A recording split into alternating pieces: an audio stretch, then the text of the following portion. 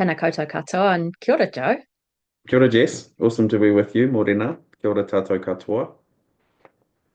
Today is an interesting topic that we're going to be chatting over. And the kōrero, I think, can be quite contentious, particularly out there in the world at the moment when we look at global events and obviously more local ones as well.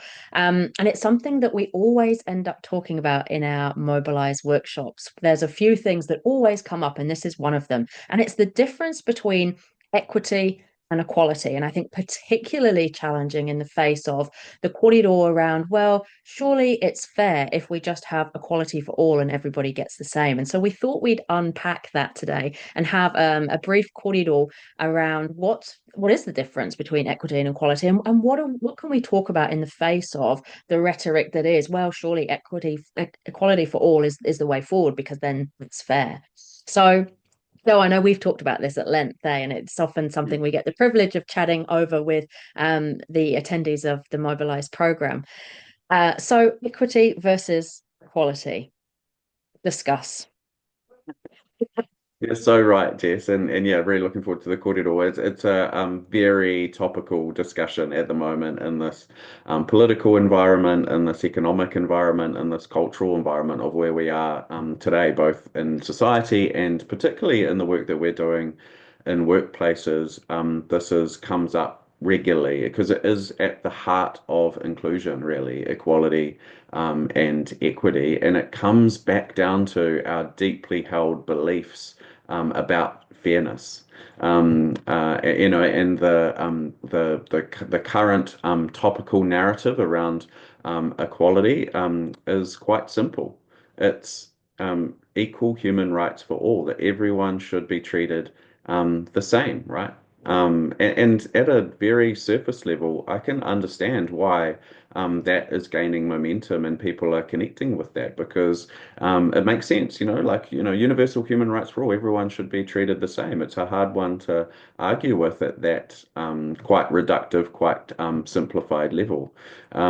Equity, on the other hand, asks us to acknowledge that the system isn't fair for everyone, that history and who has designed those systems and the lived experiences within those systems and the bias that sits within those systems means that we require interventions to create equal outcomes and opportunities for everyone.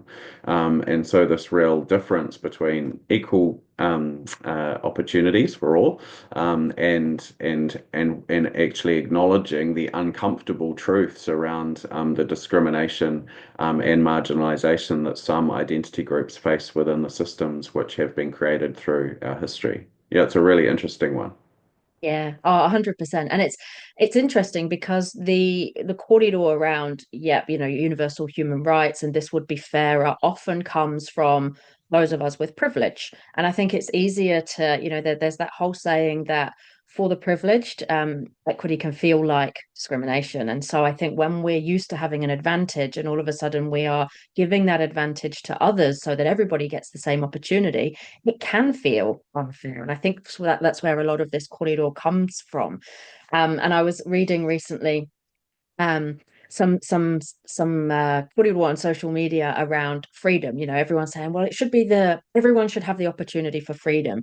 But if we're advocating for freedom, but it's not for everyone, then what we're really advocating for is privilege. And I think that sort of puts this into a bit more under the spotlight. And I remember having a conversation with one of my older relatives, one of my 88-year-old relatives, a couple of years ago, when we were talking about Black Lives Matter. And of course, he's 88. The world has changed a huge amount since he was born. And he's interested in why some of the views we talk about are different to the ones that he's known most of his life. And he said to me, Jess, I don't understand, all the Black Lives Matter stuff. Surely all lives matter.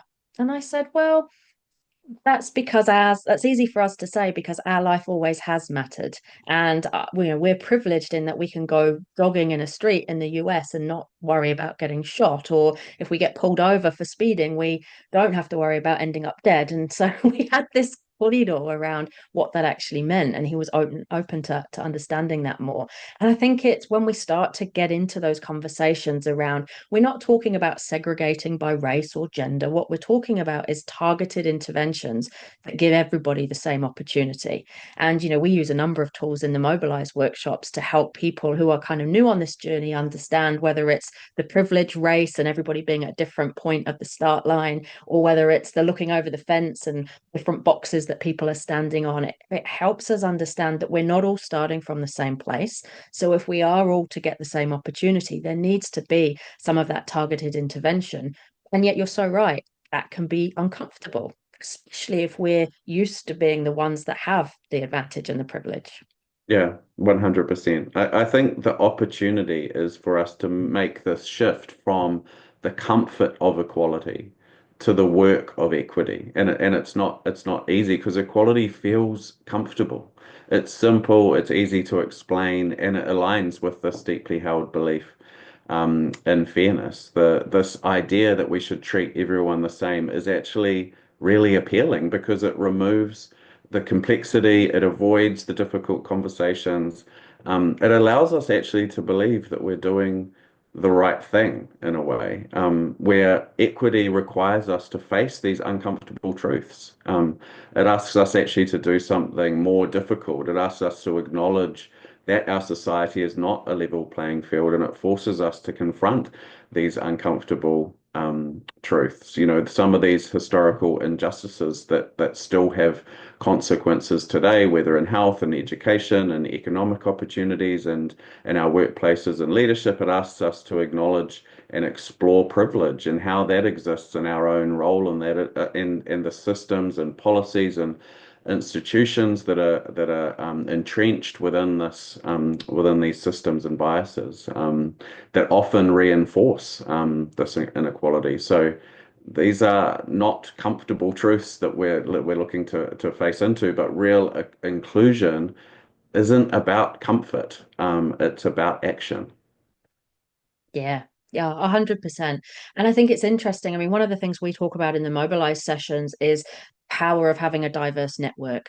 And the more people out there that we get to know and that we can walk alongside and spend time with and understand the experience of, the more we realize that there's other people having a different experience than us. Because I think it's easy for us to say, particularly when we come from a position of privilege, it's easy for us to say, well, I've worked hard and that's where I've gotten where I am. So if everybody else works hard, then they Yeah. too can get to where I've got to. And yet we know that's not the case. And the more time we spend with other people that have different experiences to our own, the more we get to understand the barriers that they face. And then it becomes easier to understand why this targeted intervention is necessary and why we're not all starting from the same starting point on the start line, and why that playing field does need to be slightly leveled, so that everyone gets the opportunity, as opposed to that age-old story of like, well, if everyone just worked hard, it would all be okay. So Mm. then that's fair. I think it's so right. And I think if there was any one call to action out of this message to everyone, and that we're talking a lot about with leaders, it's about expanding your network, being curious and listening to understand those who are different to yourselves, because it is really difficult if particularly and if you're in a majority identity group who has held power and has had a lived experience of privilege, to understand that other people are having a day-to-day different lived experience in the system that we're operating within.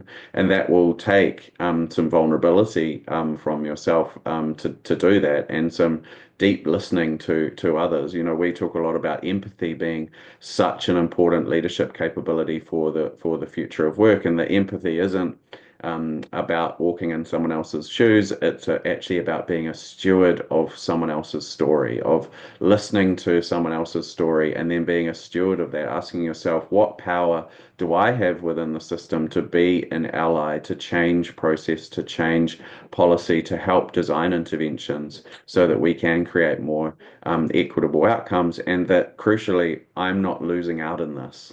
And that we don't have that we move from this mindset of scarcity to a mindset of abundance, where when we create opportunities for others, we're creating just as many opportunities for ourselves as well, and greater opportunities for the organizations that we're working within and the communities that we're serving and living in. Yeah, I think that's key, isn't it? Because a lot of this comes from this place of fear and scarcity. And when we move, we talk a lot about moving from division to unity. And we know that inclusive leaders are more curious, they are more open. They don't feel threatened by giving other people a space, understanding their experience, understanding why they might need interventions, targeted interventions. And so when we come from this space of being curious and open and also having grounded confidence in our own leadership abilities, we're more open then to understanding the experience of others and understanding our privilege and what we can do with it, as opposed to what we often see is this fear and scarcity. And I think that leads to, well, I want to hang on to what I've got. And if other people are getting part of this pie, does that mean I'm losing out? And I think that plays into a lot of this fear and scarcity that we see around this corridor, as opposed to, and there are plenty of leaders out there in this space as well, that inclusive leadership capability around being curious, open, empathetic, and being able to get alongside others without thinking this means I lose out. 100%. And that's why we anchor our program in this question called YO. Who am I? What is my story? What has shaped my beliefs and values? What has been my lived experience, to really honestly examine that in order to position yourself to get comfortable in your own identity, in order to give you the skills to then ask the question called why queer? How are other people having a different experience? And then how do we balance that up through the equity interventions that are required to do that? Yeah, awesome. And if anybody who is listening in is interested in learning more about the Mobilize program, get in touch with Joe or I and to the website menasallies.co.nz to find out more. Thanks, Joe. Always a Kia pleasure ora, to chat. Jess. Indeed. Thank you.